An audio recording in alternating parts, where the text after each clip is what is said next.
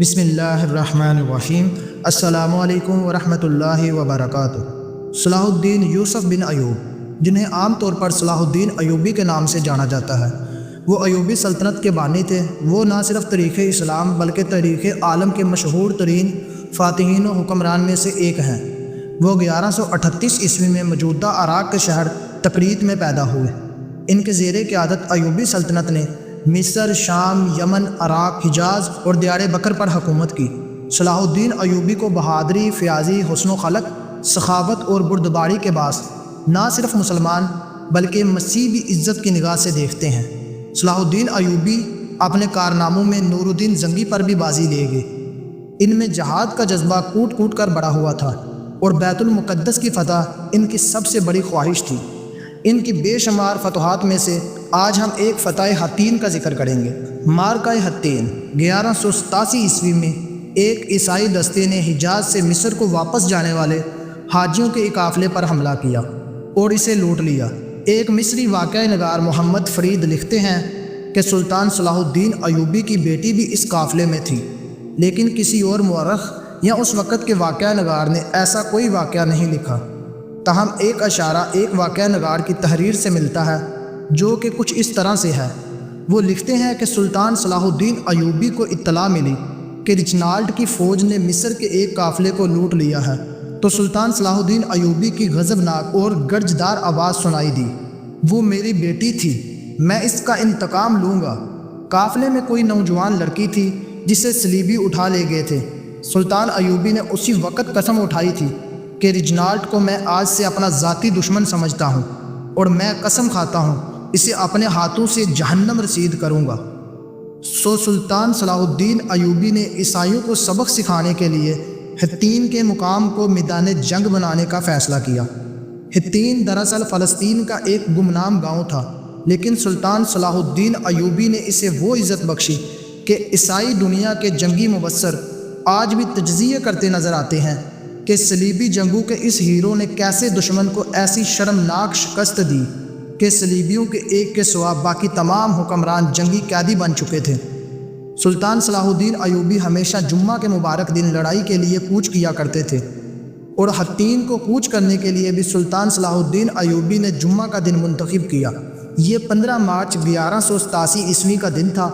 سلطان نے فوج کا ایک حصہ ساتھ لیا اور کرک کے قلعے کے قریب خیمہ زن ہو گئے۔ صلیبی جاسوسوں نے فوراً اپنی اتحادی فوجوں کو خبر پہنچائی کہ سلطان صلاح الدین ایوبی کرک کے میدان کی طرف خیمہ زن ہو گیا ہے۔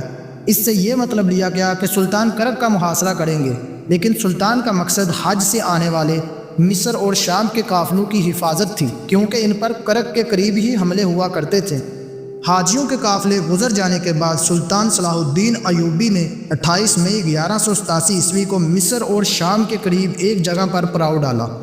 سلطان کا یہ ارادہ تھا کہ مصر اور شام کی فوجیں آ ملیں گی۔ سلطان کا بڑا بیٹا الملک الفضل، جس کی عمر 16 سال تھی، ایک مشہور سالار مظفر الدین کے ساتھ جا ملے۔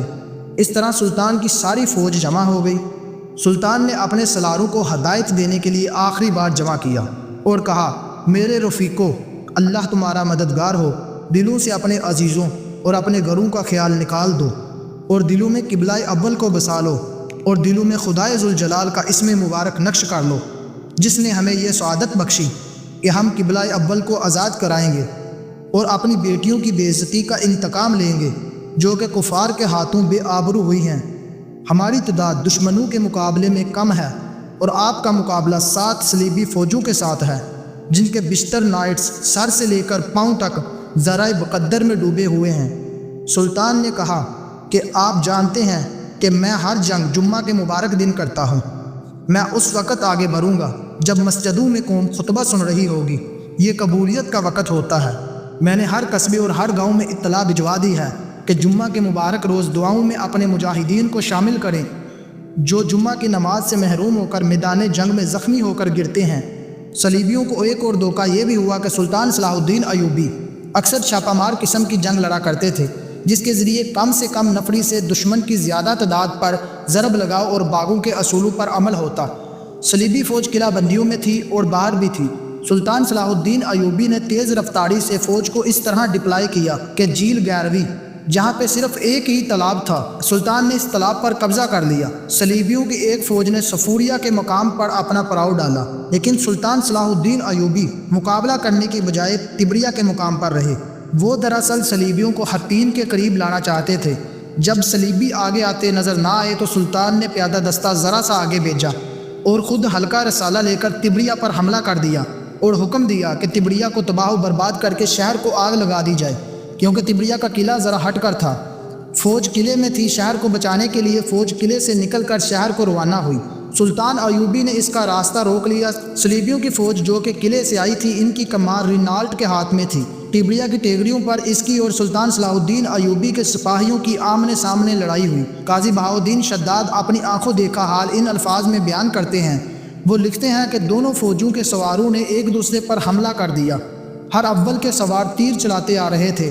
صلیبیوں کو موت نظر آنے لگی اور مسلمانوں کو پیچھے دریا اور سامنے دشمن نظر آ رہے تھے۔ پیچھے ہٹنے کے لیے ان کے پاس کوئی جگہ نہ تھی، تو یوں دونوں فوجیں اتنے قہر سے لڑی کہ جس کی مثال تاریخ پیش نہیں کر سکتی۔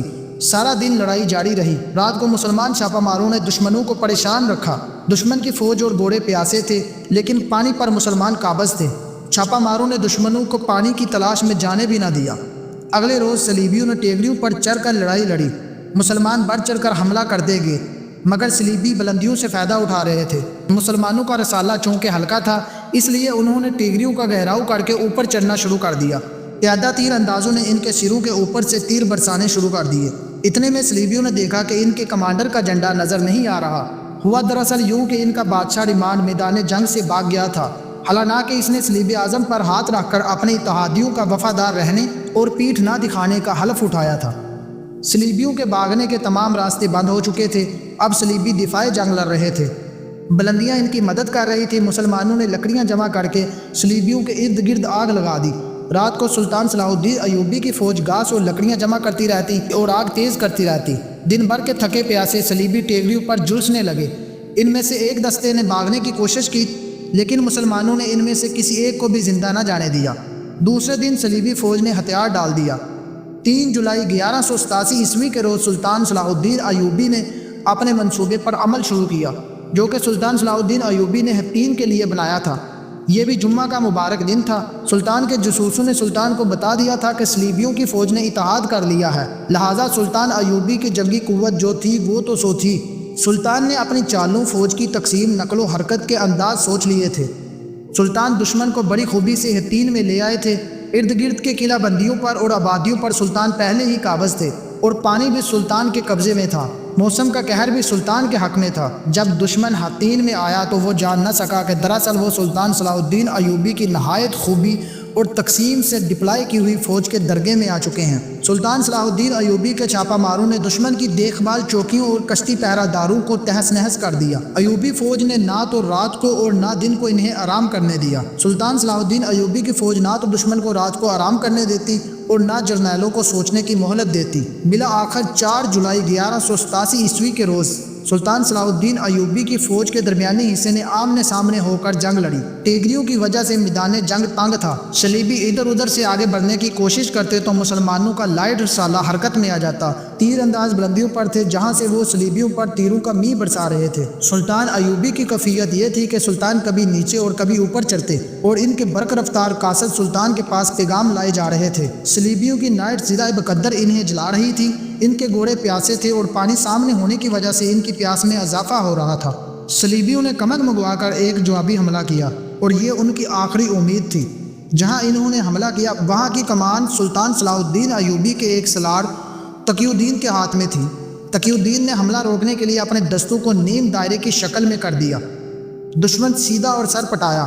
تقی الدین نے نیم دائرے کے سرے بند کر دیے اور صلیبیوں کی فوج گھیرے میں آ گئی۔ مسلمان سواروں نے انہیں کاٹ اور کچل ڈالا۔ اب جنگ کی صورتحال یہ تھی کہ صلیبی حطین میں دفاعی جنگ لڑ رہے تھے۔ حطین سے دور اگر ان کا کوئی دستہ رہ گیا تھا تو وہ بھی مسلمانوں کے ہاتھوں بیکار ہو چکا تھا۔ یہ پہلا اور آخری موقع تھا کہ اکا کا پادری یعنی محافظ صلیب اعظم اپنی صلیب کے ساتھ میدان جنگ میں موجود تھا۔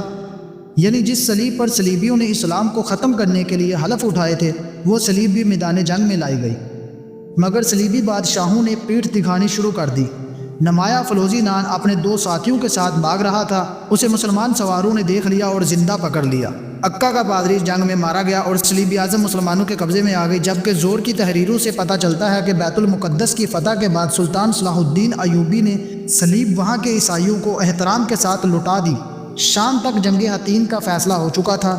صلیبیوں کے جانی نقصان کا کوئی شمار نہ تھا۔